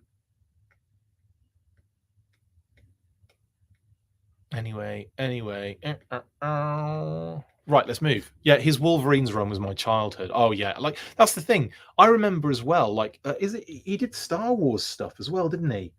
I'm pretty sure he did some Star Wars issues, because maybe like it was like real obscure Star Wars comics, and I was like, that's cool. And I had them, like I remember Dave Tree had the actual issues he'd worked on as well in for sale. I'm pretty sure I bought them. If I remember correctly, if I recall correctly. So Rachel's, yeah, I was disappointed in Lenny's explanation of the Nox spelling error. I was expecting something more in depth. I kind of hinted at it, but I didn't want to say, because I found out, and then it was like, but it was also with the caveat of don't say anything, I'll explain on the event kind of thing. So I was like, okay, I won't say what I know, which was he's illiterate, and it was kind of like playing up to the thing in his file card and all this kind of stuff. So I thought Lenny would go into more detail with it as well, but he just he kind of rolled with it, and just it was more kind of natural. His response to it was kind of like, he saw some comments, it's because he can't spell, he's just he's an idiot. So that was his like humor. I don't think it needed any more explanation necessarily, but like I know what you mean, Rachel. It's because I was kind of hinting there was more to it, and in reality I just didn't want to say what we already kind of knew. Basically, a Jordan starting lineup would have saved the line. The legends like him, Magic Bird. Oh, 100% Paisano. And don't tell anyone I told you this, but Jordan was, yeah, there were plans. So don't know what happened there. Well, we do know what happened there. It just didn't do very well, so they canned it. But yeah, it's a shame. It really is a shame. I think a bit of more of mixing up the wave early on. I think the price point had a lot to do with it. I think, and to be honest, I mean, there was a lot of um, there were a lot of moving parts on that line. The sneakers, the likenesses, the jerseys, the NBA, there's a lot going, a lot of red tape basically. Yeah, it was definitely on the plan. That's all I'm going to say. There was a lot of cool things on the plan, and not just NBA as well. It was going to be lots of cool stuff. Anyway, Torch looks amazing. Now, Doc. There weren't any other images that there were some new images of Torch, but they were very similar to the ones we'd already seen. Like there was that one where he's using the flamethrower in a certain position, and they just keep changing the different blast effects out, so the flame effects. So it was the same position but 3 different flame effects. I thought, is it much point having those on the show? You can see them all. It's all good. Anyway, Doc. Now he is of the theme of the Desert's Commando Snake Eyes, Grunt. Is that it so far that we've had in the desert? We might have had more, but I can't think. But this is like that same kind of like theme, that same kind of situation. You've got the helicopter in the background, which again is sort of like that homage of the helicopter that Snake Eyes crashed in, did all of his damage and his stuff in. And it kind of like that is one of the homages on the Grunt box, isn't it, as well? Like you kind of get that feeling there with that particular box too. I like the maglite and pen on his tactical vest. So do I, Jason. It looks like the building Rex went into Rise of Cobra. Leon, there's an homage. Dug deep on that one. Someone set fire to Storm Shadow's perch. Indeed. Wasn't the vamp in the same locale? Yes, Jamie Lynn, it was. You're right. And the ferret, then I guess, is a similar kind of vibe, isn't it? It's very like almost like a Middle East vibe, like kind of desert, kind of like Afghanistan sort of feel into it for sure. And I think Vamp has that too, but like from a slightly different perspective. Almost because there's a bit of greenery on the Vamp one, isn't there? But you're still in that kind of, I think it's still like a very similar feeling vibe. But in terms of the promo images, they certainly would take it. They were certainly kind of desert related, like Mutton Junkyard and Metalhead and the Fire Team and the SMS and so on and so forth. And the Action Soldier as well. Action Soldier was in the desert too. We've had multiple sightings of the Black Hawk helicopter in the background. We have, haven't we, Rachel? Are you hinting that, because in the past, I remember Lenny asking a question on the roundtable: would people be interested in new vehicles in the G.I. Joe line that we haven't seen before? Are you thinking possibly a Black Hawk helicopter might be in some sort of HasLab in the future? Not obviously in the near future, because we've just had the Dragonfly. But it might be something on their minds to do something brand new. But yeah, it'd be cool, wouldn't it, to have like a Black Hawk? I'd love the Tomahawk or the Eagle Hawk, but I understand if it's too big, and they'd have to do something more like that. But yeah, we have seen that a few times, and usually on this this particular theme of coverage. But yeah, Doc looks great. I didn't notice he had the medic patch on that side. I thought it was another patch, but I didn't know it was that said medic on it. So that's kind of cute. And then we have an even better shot here. We've got 2 helicopters on the original render, which is pretty cool. And we've got that little cart as well. Hang on. Firefly is because I thought he was blowing up a beach house. I can't remember what the actual background is. Is it the same sort of deserty vibe, or is it just the ground that's like a little? I can't remember. Anyway, I can see it now. There's like a blooming like hot dog cart and everything, isn't there? That kind of homage from the comic. Anyway, hi Chris. Years ago, I interviewed Paul Harding. Would you like to see it? Yeah, definitely, Eduardo.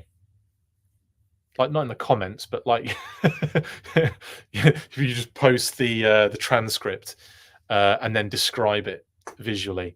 No, totally. I would love to see it. If you, yeah, do you want to send me a link or something? I'd love to check that out. Totally. And then that'll give me lots of cheat sheet work, like homework to do when I reach out and see if, I mean, Paul might just say, no, I can't, I don't want to talk to you. And that's totally fair. I get it. Desert Snake Eyes, says Jeremy. I said Desert Snake Eyes, Jeremy, before, but I'm talking about Firefly at the moment. What are you talking about? Anyway, yeah, so that's Doc. We got this. Oh, that art's brilliant. I love this art, actually. That's really cool. That looks like Scott as well, doesn't it? Again, that very smooth, very clean, very like shiny. I like it. Not the same building. Thank you, Scott.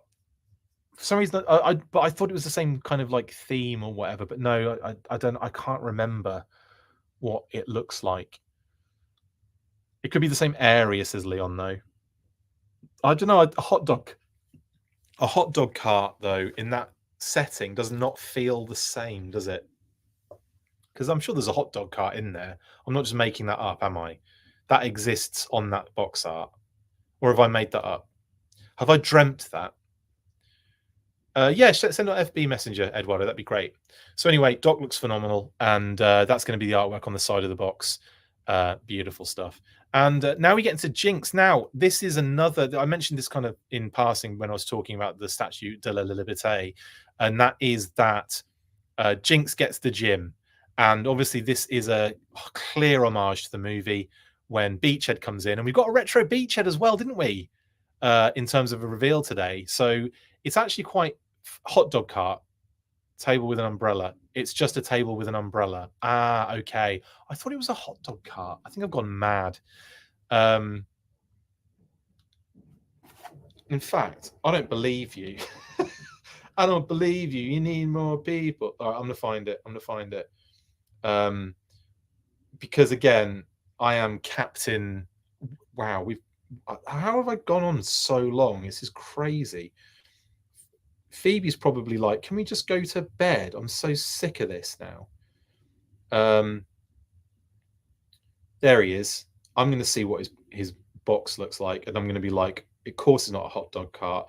Why did I think it was a hot dog cart? Idiot. Oh, because it looks like a hot dog cart. That 100% looks like a hot dog cart. It's got like the metal and everything.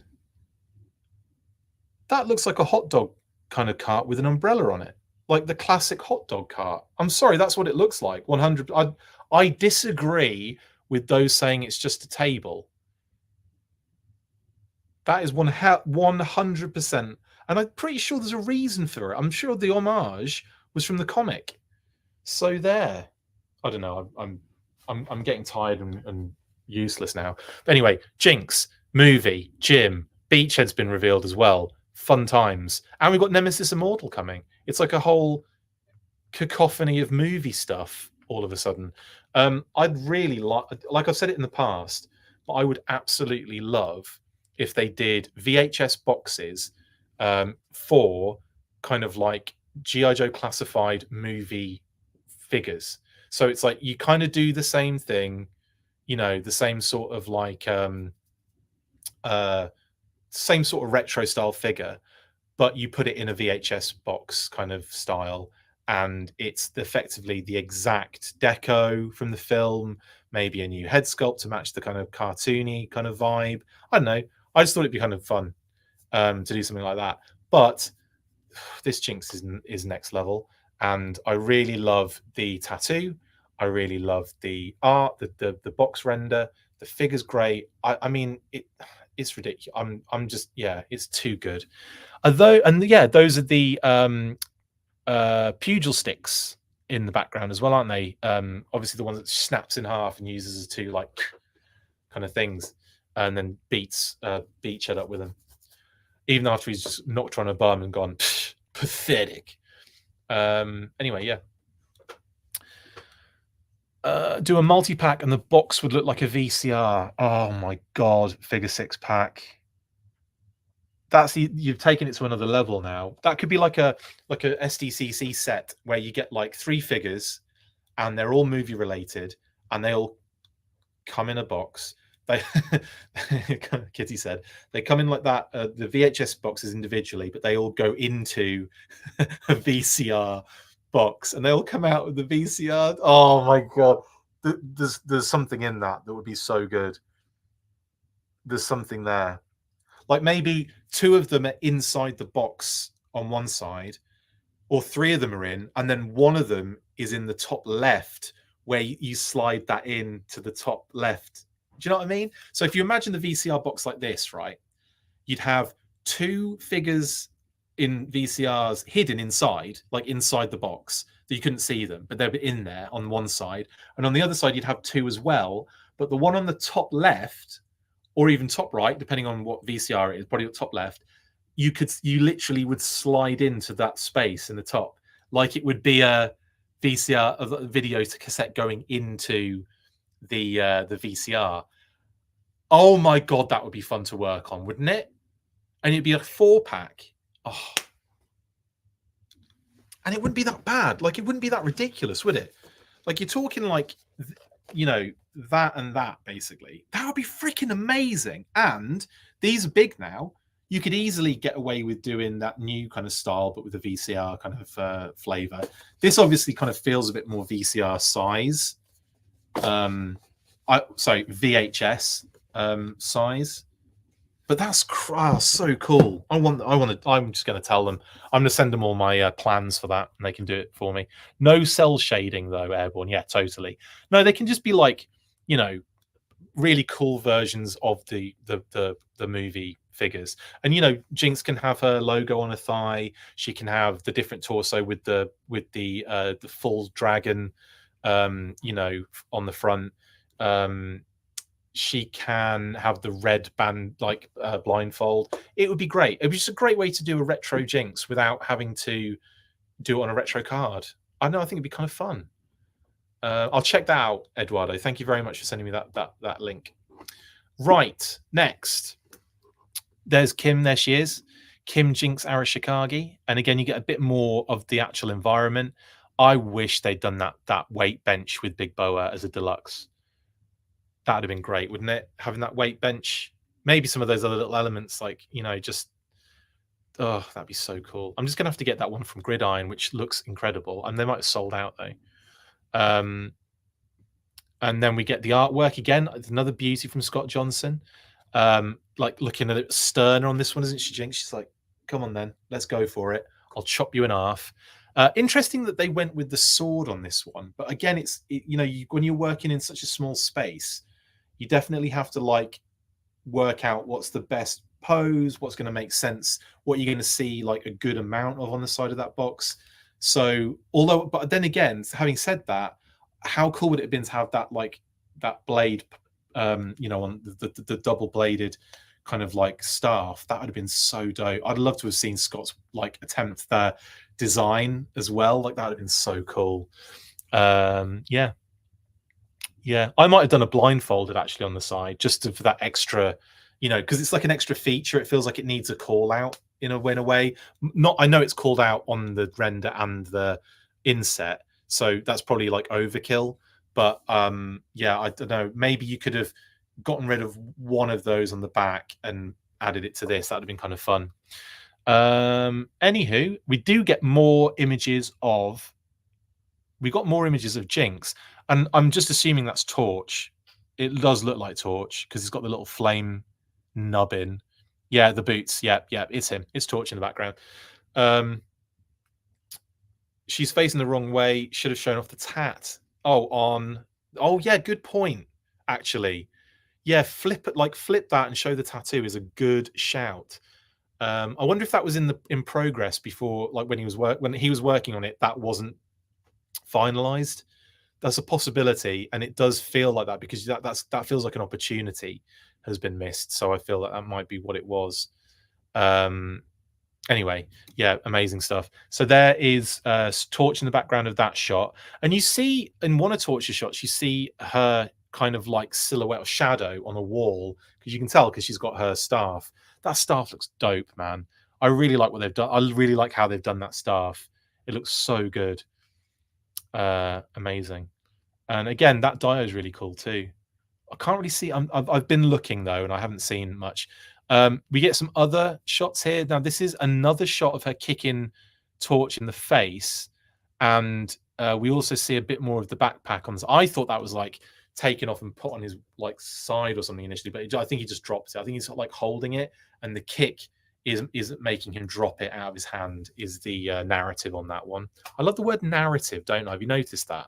Like, it's one of those words that just comes up so often in my vocabulary, my limited vocabulary. I hope we get a yellow black retaliation Jinx down the road. That'd be kind of cool, actually, Rachel. Yeah, totally. Glad Lenny called it a glaive, not a naginata. Yes, that's another good point. He did, didn't he, Scott? Is that what it's? Is that the correct term now? Because I've been looking for that for ages and couldn't find anything. Oh yeah, I see. I see. Yes, but I think glaive typically consists of a single-edged blade, approximately 45 centimeters. Yeah, it's slightly different, obviously. Again, I guess you just call it a double-edged glaive would work, I guess, to some degree. But it's definitely more elaborate and ornate than that, and I'm sure it's got an actual name. Oh, the glaive is from Krull. Thank you, Leon. Oh, right. That makes more sense. Yeah. So my narrative was technically wrong because I think you're right here, Leon. I think he's on his knees and the backpack is resting next to him. Yeah, that makes more sense. That makes, because it does actually, the way the floor is, yeah, that would be his knees, wouldn't it? So he is low on the ground and she's just kicking him in the face, basically. Mean. It's not a naginata though, Darth, as we've found out. Naginata was the incorrect terminology used originally on the figure, on the original figure, and yeah, that's what we've been trying. I've been trying to find the actual name for that particular style of weapon for ages, and I just can't find it. It's not even a double-ended naginata. Kitty said it. I'd have to. It probably is a double-ended something, but we don't know. Well, sorry, I don't know. Someone might know. She's kicking me in the face into a wall. Brutal. Is it into the wall? I thought the wall was on the other. Yeah, I think what you're seeing is the wall on the other image because it cuts off at halfway, and it might be that he's against something, but I don't think you see if he is for real or not, because what you're seeing is the other side of the picture, if you get what I'm saying. But either way, he's getting his head kicked in and his bit of his chin beard taken off. Amazing. Okay, and then of course we've got this shot as well, which is really nice. Again, any homage. So I've been desperately looking for Easter eggs because this is the first time I feel we haven't had some major Easter eggs in the photography, and that's quite disappointing to me. And like I kind of like it when they ramp up the homage in the renders, and they've really minimized that as well. So I'm like, oh god, I hope they really ramp it up for the next lot of figures, because I want to see some extra stuff. You know, I want to see some, like, not even like, you know, this is what you could look forward to in the future, but just like really homage it up, homage fray. Anyway, back to unofficial leaks now. So again, we've looked at this a million times. We don't need to, like, you know, go into any more detail. Jinx, when she's kicking Torch, it's spelled Noks. That's genius. Any photography where Cobra beat the Joes?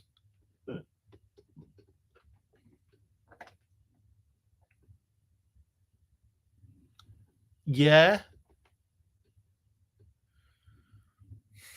That's a good point, actually. That is a good point. Have we seen that? I want to say Big Boa was hitting something, wasn't he?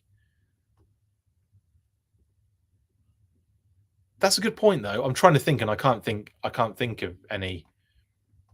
Anyway, oh, the knee arrow is a deliberate Skyrim Easter egg, Leon. Yeah, it's got that vibe, hasn't it? Totally.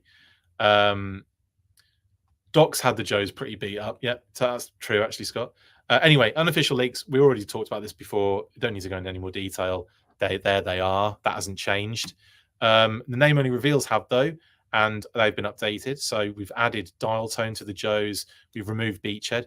We've removed Eels, Ferret, and Snow Serpent, and we've added Frag Viper and Saw Viper. So the name only reveals are kind of like built up again. Like, we removed a few, but then we built a few more up.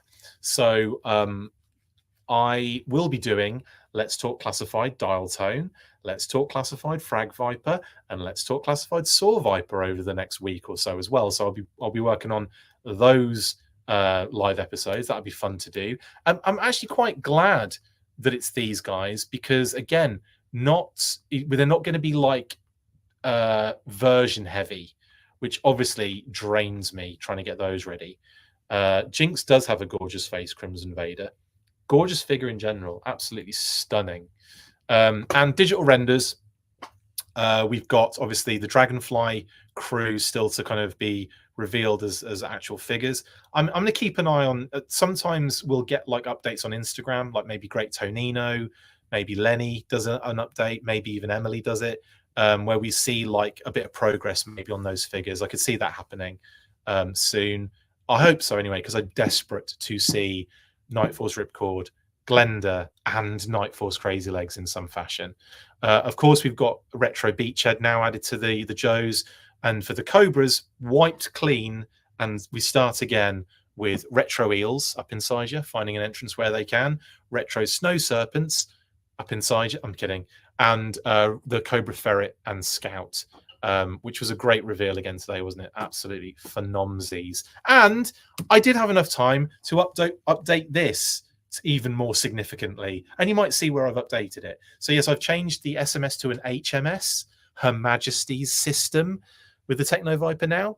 I added SDCC to Raptor, so we know that now, which is great. Obviously, we know that we don't know what Blossom VEH is yet. We do know that the Sarge is TNS Buttercup. We also know that Cobra Ferret is the Scooby VEH and is a Pulse exclusive because that's what the MM designation means on the listings, which we worked out a few days ago. So MM Shaggy, the Technoviper and the HMS, that was a Pulse exclusive, lo and behold. Oh, hang on. Oh, it's okay. I'm multitasking. It was a wife. My wonderful wife sent me a message about Phoebe's food, just so you know. So that's good. Brilliant. That's good. I've got a mission on my hands tomorrow, so that's all. I needed to do a bit of multitasking there. Sorry, guys. Anyway, sorry. Anyway, so coming back. Like I said, MM as a designation means Pulse exclusive. Lo and behold, HMS Technoviper is a Pulse exclusive. So that is basically kind of solidifying that information. So expect the Cobra Ferret to be the same, and expect MM Scrappy to be a Pulse exclusive. We just don't know what it is yet. I put a little P next to it as well. Get it? Same for the Cobra Ferret, so it's a Pulse exclusive. Obviously, we know Norahide and the Boar with the Muttley Pet. I'll be removing some of these as well soon because obviously they're been and gone now. So obviously we'll probably take off the Technoviper and the HMS. We'll take off Norahide. We'll take away Night Creeper, Dreadnok, Torch, Jinx, Doc. So we'll kind of do it like that, and we'll kind of incorporate those newer listings, and we'll keep it kind of like an ongoing sort of doc going from now on. We don't know what Fred Deluxe is. We just know it's a deluxe figure. We do know that Elroy is Alpine, Judy is Iron Grenadier Bat, Betty is Iron Grenadiers. We do know what Bam Bam is, but we can't say yet. We were hoping there was going to be some sort of name only reveal for that one, but we can't say.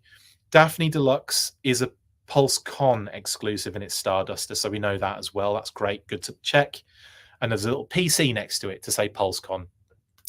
Highway Pet, we know we can't say. Same situation. We've got to wait for that official, name only we've got to wait for. As soon as the name only comes out, we'll unlock it for you. Yogi, same vibe, Target exclusive. We got to wait for that to be unlocked. Same with Zorak, Walmart exclusive. Boo Boo is Tiger Force, Roadblock, and Tripwire, so we can check them off. And we don't know what Space Ghost is. Not a clue. Atlas DLX, Nemesis Immortal, Whip Snakes 2-pack. Not a clue. Tutor, All Star, Brainy, Snow Serpent, Eels, Beachhead. Check. They'll be. Well, I won't be taking them off until they hit pre-order. So we'll keep them up just in case. And then the following 3 retro figures should be Cobra Commander as Casey. We don't know Oki, and we don't know Azrael. We genuinely don't. We've only been working on like an assumption basis on those, but we can't really talk about it yet. 60th Rough is Action Marine. 60th Ready is Action Pilot. Still a bit more information to go there. And then, like I said, I'll be removing Night Creeper, Dreadnought Torch, Jinx, and Doc soon, so that we can kind of, I don't know, maybe throw some images on it for a change. Or we might get more listings. That's the other thing that might happen. And of course, all the new ones that we just haven't got a clue about yet. Hopefully, they will unlock a little bit in closer the time, or a little way into 2024. Anyway, that's it. We've done 2 ridiculously long. How has that been 2 hours? Holy crap, snacks. Okay, I'm going to bounce again. Guys, it's been an absolute pleasure doing 4 hours of content today on what has been a massive G.I. Joe day. I will see you guys tomorrow, no doubt, of course. Well, we'll see. That if there's news, I'll burst. I'm doing the interview, but that's not live, so it'll be, that'll be edited after the fact. So if I don't see you tomorrow, I'll definitely see you on Saturday for the weekly. Have a bloody wonderful Thursday evening. Stay fresh, cheese bags. And as always, after 3, 1, 2, 3, full force. Go pick up your poops. That's it for this instalment of the Full Force News Burst. Make sure to like, comment and subscribe. See you next time, and as always, Full Force.